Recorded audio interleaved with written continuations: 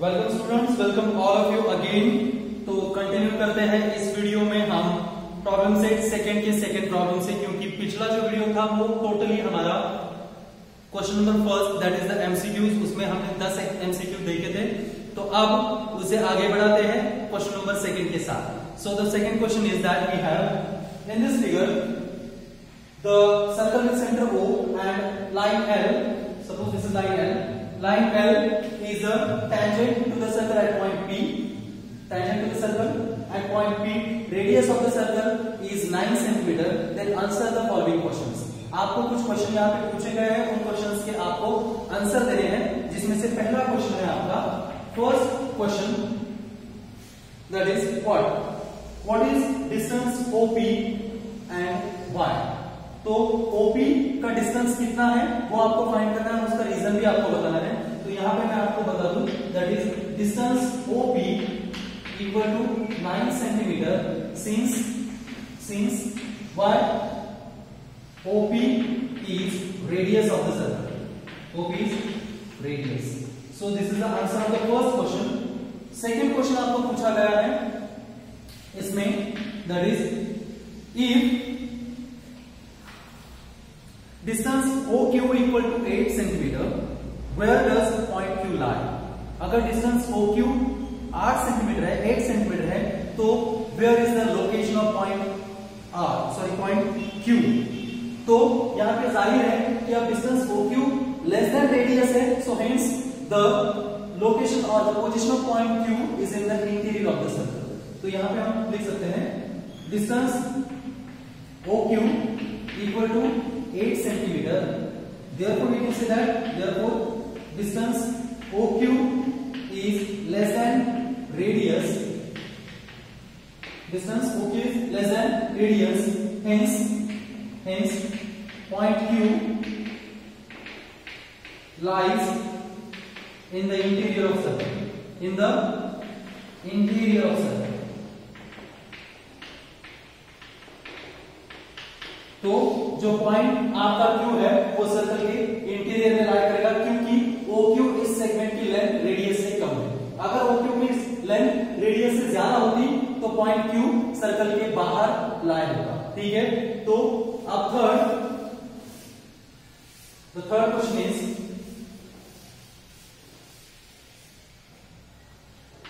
फिर से मैं आपको बता दूं कि थर्ड क्वेश्चन में छोटी सी प्रिंट मिस्टेक है। वहां पे आपको बताया गया है कि distance OP equal to 15 centimetre और नीचे पॉइंट R दिया है। OP 15 सेंटीमीटर हो ही नहीं सकती, क्योंकि वो तो रेडियस ऑफ द सर्कल है और वो एक्चुअली 9 सेंटीमीटर दी हुई। इसका मतलब जाहिर है distance OR equal to 15 centimetre. How many locations of point R lie on line L? At what distance will each of them from point P?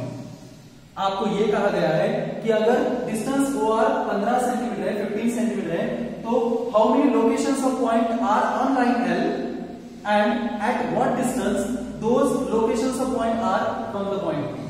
तो point P से पॉइंट R का distance कितना होगा, जितने भी लोकेशन पॉइंट R के possible है line L पे। तो जाहिर है यहाँ पे हम लिख सकते हैं what is given in the solution, distance OR is equal to 15 centimeter. So there are two locations or the possible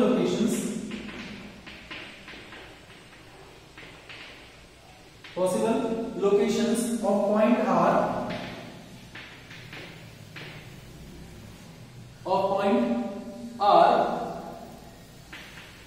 on line L.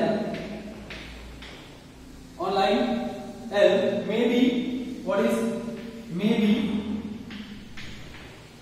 point R lies, और maybe हम ये भी कह सकते हैं point R and point R dash lies at left and right of the left and right side of point P respectively.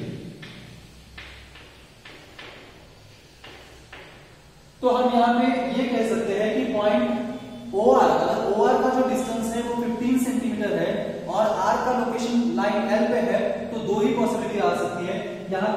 तो OR इस तरफ होगा या तो OR इस तरफ होगा.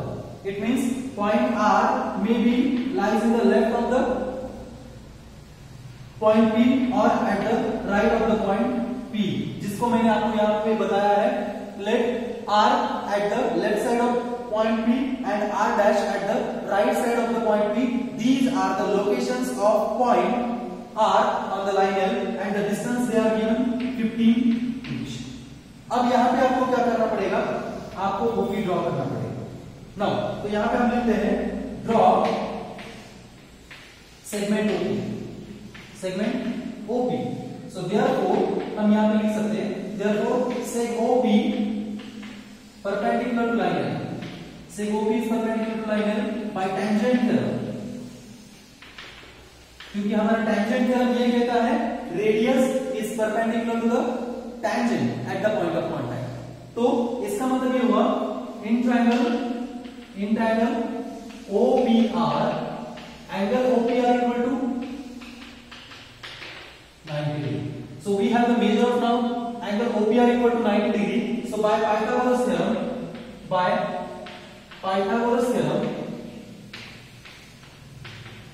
हम यहाँ पे फाइंड कर सकते हैं by Pythagoras theorem OR square PR square is equal to OR square minus OP square. क्योंकि आपको एक perpendicular side of right angle triangle find करनी है, हालांकि आपको हाइपोटेन्यूज और दूसरी परपेंडिकुलर साइड पता है.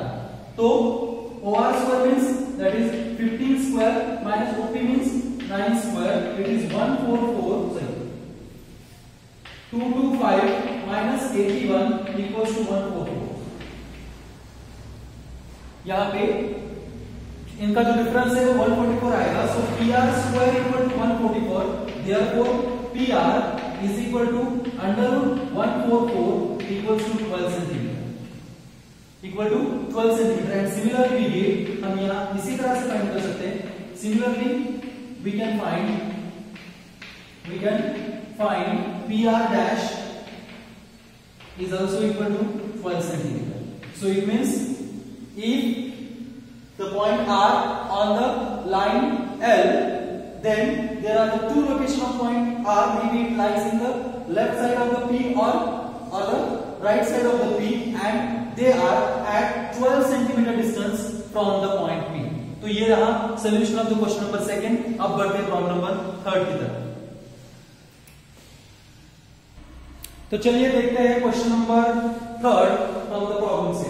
अब तीसरा प्रॉब्लम देखते हैं. What is the given. यहाँ पे एक फिगर है, आप ऑब्जर्व कर सकते हो. M is the center of the circle, that is KL is a tangent drawn from external point K to the circle. Length of MK equal to 12 and length of KL equal to 6√3. Then find the following. तो आपको find करना है first one, radius of the circle. आपको पहले find करना है what is the length of the radius of the circle. तो जाहिर सी बात है कि radius of the circle find करने के लिए आपको पाइथागोरस थ्योरम अप्लाई करना पड़ेगा, because ml is a radius and kl is a tangent. So by the tangent theorem we get angle MLK equal to 90 degree. तो पाइथागोरस थ्योरम का apply करके हम ml फाइंड कर सकते हैं. And then we have to find out the measure of angle L and measure of angle K2. इन दोनों angle के मेजरमेंट भी आपको फाइंड करने हैं, तो उनके मेजरमेंट हम आगे निकालेंगे. तो देखते हैं यहाँ पे किस तरह से. तो सॉल्यूशन में पहले in triangle MLK, angle LMK और may B angle MLK equals to 90 degree by tangent theorem. By tangent theorem, therefore by Pythagoras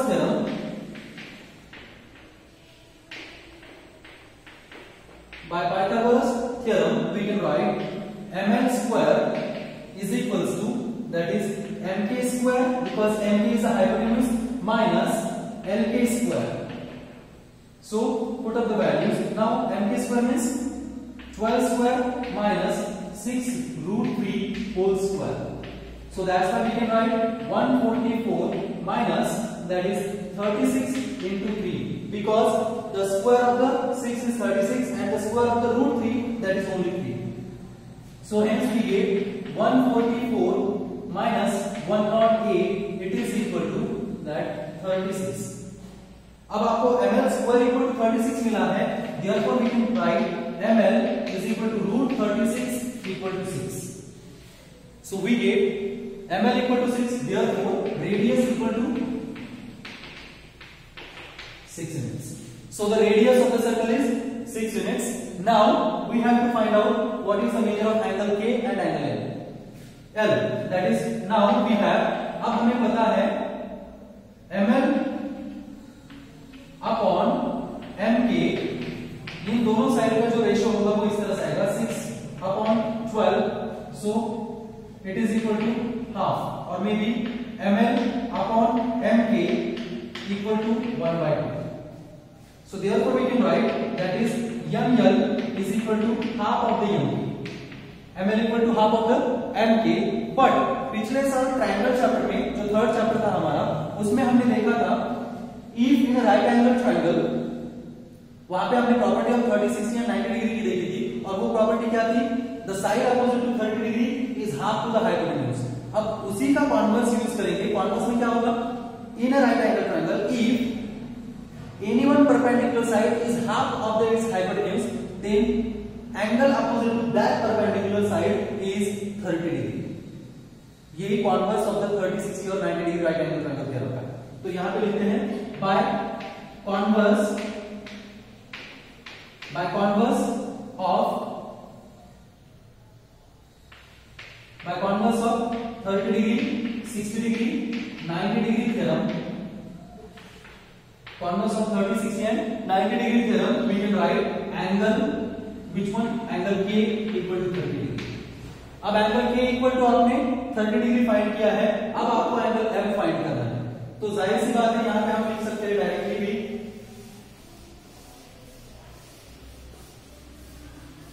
and now angle M is equal to 60 degree by angle sum property. Angle sum of triangle. Triangle के तीनों angle की जो सम है वो हमेशा 180 degree होती है, ये हमें पता है. एंगल ml के 90 डिग्री है, ये हमने पहले प्रूव किया है. Angle k equal to 30 degree है, ये हमने अभी फाइंड किया है. तो इसका मतलब इन दोनों की एडिशन 180 में से माइनस होने के बाद angle m equal to 60 degree मिलेगा. तो ये रहा solution of the question number 3. अब बढ़ते हैं प्रॉब्लम नंबर 4 की तरफ. Problem number 4 and the question is given again now. तो क्वेश्चन में हमें यहाँ पे बताया गया है O is the center of the circle, AB and AC are the tangent segments drawn from external point A. Next, that is length of AB equal to the radius of the circle. तो AB की जो length है वो equal to the radius है. Then show that or the prove that quadrilateral ABOC is a square. तो आपको ये prove करना है कि क्वाड्रिलेटरल जो ABOC है वो स्क्वायर है, और वो किस तरह से आएगा आप देखते हैं.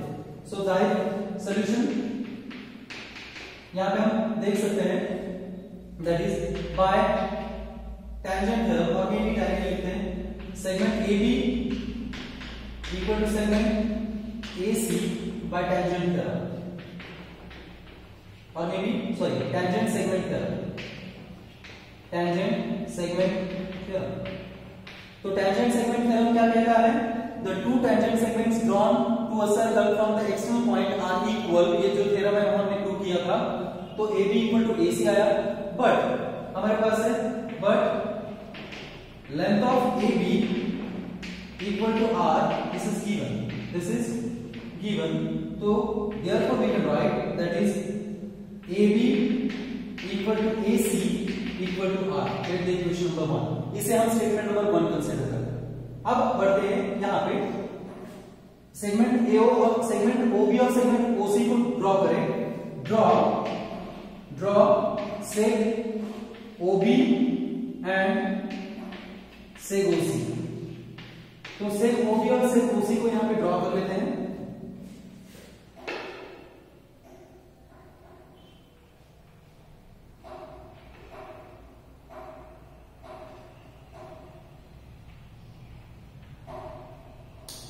अब से OB और OC को हमने ड्रॉ कर लिया है, तो यहां पे लिखेंगे so therefore BO equal to CO equal to R Why? These are the radii of same circle. Radii of same circle. So इसको हम स्टेटमेंट नंबर 2 कंसीडर करेंगे। अब 1 और 2 से हमें पता चलता है from 1 and 2, from first and second we can write that is AB equal to AC equal to BO equal to CO. Hence, therefore, quadrilateral ABOC is a rhombus.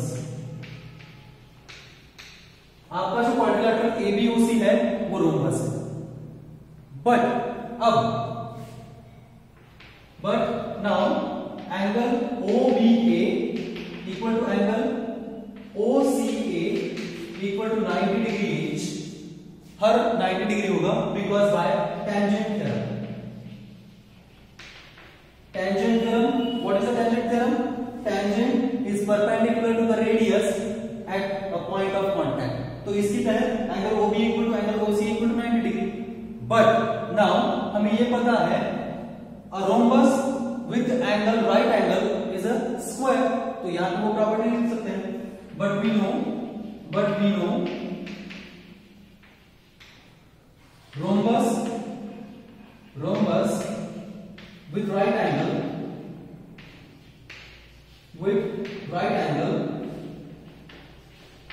is a square. Rhombus with right angle is a square. Therefore, we can say quadrilateral ABOC is a square. Quadrilateral ABOC is a square. तो इस तरह से हम इस problem को solve कर सकते हैं। यहाँ पे आप अच्छी तरह से इसका सोल्यूशन देख सकते हो। अब आगे बढ़ेंगे with question number 5। Now the question number 5 from the problem set. अब पांचवा क्वेश्चन क्या है देखते हैं। So the question 5th is given in figure. यहां पे आप एक फिगर ऑब्जर्व कर सकते हो। In figure quadrilateral ABCD is a parallelogram. It circumscribes the circle with center T. Point E, F, G, H are the touching points. If A equal to 4.5, ये आपको 4.5 दिया है, and B equal to 5.5, then find the length of segment AD. अब segment AD की length आपको find करनी है। वो किस तरह से फाइंड करनी है यहाँ पे मैं एक्सप्लेन करूंगा। तो ध्यान से देखिए, सिंपल है। यहाँ पे हम देख सकते हैं AE AH are the tangent segments from the external point है। उसी तरह से BE BF CG CF and DG DH ये सभी tangent segments drawn to a circle from the external point है। So according to the tangent segment theorem हम ये कह सकते हैं that is AE equal to AH equal to 4.5, BE equal to BF equal to 5.5, DG equal to DH इनको हम X consider कर सकते हैं और CG इक्वल टू CF को हम Y कंसीडर कर सकते हैं। अब हमें ये पता है opposite sides of parallelogram are equal, therefore we can write DC equal to AB। But DC का मतलब X प्लस Y है, यहाँ पे 4.5 प्लस 5.5 इक्वल टू 10 आएगा। So we get the value of X plus Y equal to 10। इसको हम statement number 1 consider करेंगे। अब आगे AD equal to BC, again opposite sides of parallelogram they are also equal। तो यहाँ पे हमारे पास आएगा 4.5 plus x is equal to 5.5 plus y। तो x minus y की वैल्यू हम फाइंड कर सकते हैं, that is 1। अब उसके बाद adding statement number 1 and 2 we will get the value of x, और उसके बाद हम AD फाइंड कर सकते हैं। किस तरह से अप्लाई करेंगे? So quadrilateral ABCD is a parallelogram, ये गिवन है, ये आपको गिवन है। उसके बाद bye tangent segment theorem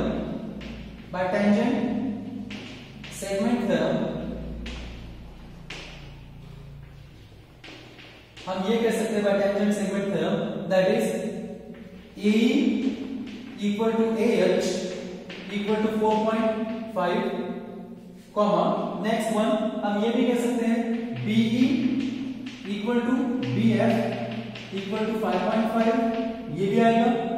next again dh equal to dg equal to let x, यहां पे लेट करते हैं, let dh equal to dg equal to x and finally that is cg equal to cf equal to y।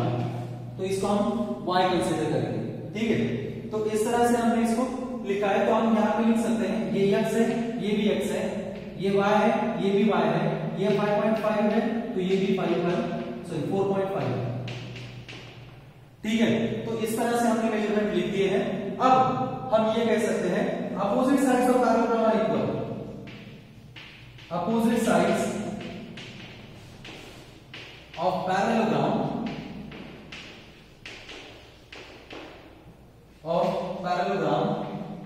are equal, therefore we can write, therefore DC equal to AB, DC equal to AB, but हमें पता है, but यहां पे लिखेंगे, but DC equal to what?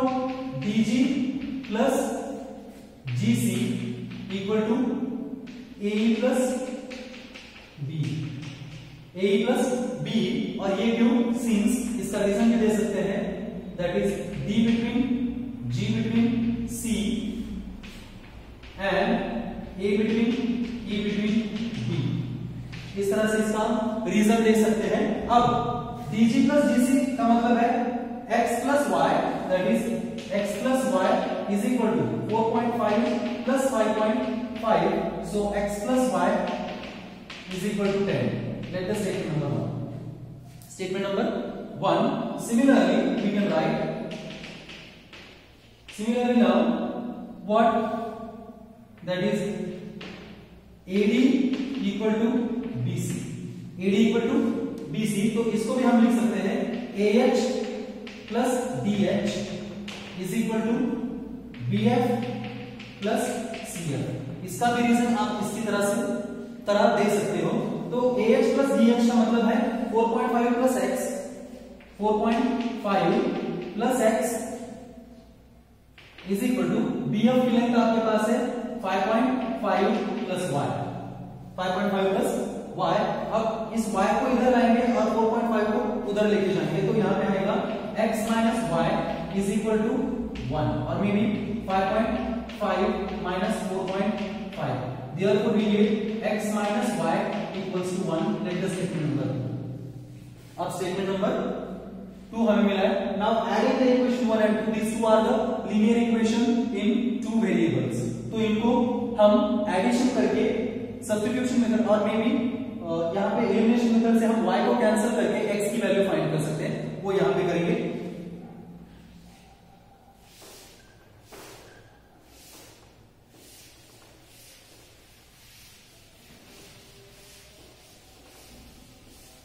तो यहां पे आएगा now adding equation 1 and 2, equation 1 और 2 की एडिशन करते हैं तो हमें मिलेगा x plus y is equal to 10, x minus y is equal to 1. So by the adding these two, y will cancel, 2x equal to 9, 2x equal to 9, so hence we get x equal to 9 by 2 equal to 4.5. अब x equal to 4.5 हमें मिला है। अब 4.5 plus 4.5 sorry यहाँ पे addition है 11, so hence we get 11 by 2 equal to 5.5. So we have now x equal to 5.5, तो इसे यहाँ पे फाइंड कर सकते हैं now AD equals to AH plus DH, AH plus DH is equal to AH 4.5 plus हमारे पास DH 5.5 है, because x equal to DH है, तो यहाँ पे लिखते हैं DH equal to x equal to 5.5, so therefore we get AD is also equal to 10. तो इस तरह से आपको वैल्यू ऑफ AD भी मिला, जो आपको 10 इसे फाइंड करना था। तो यहाँ पे हम ये प्रॉब्लम सेट का इस वीडियो में ये सेशन हम यहाँ पे खत्म करते हैं। आगे आगे के जो बाकी प्रॉब्लम्स हैं वो अगले वीडियो में देखेंगे। तब तक के लिए रुकते हैं, बाय बाय।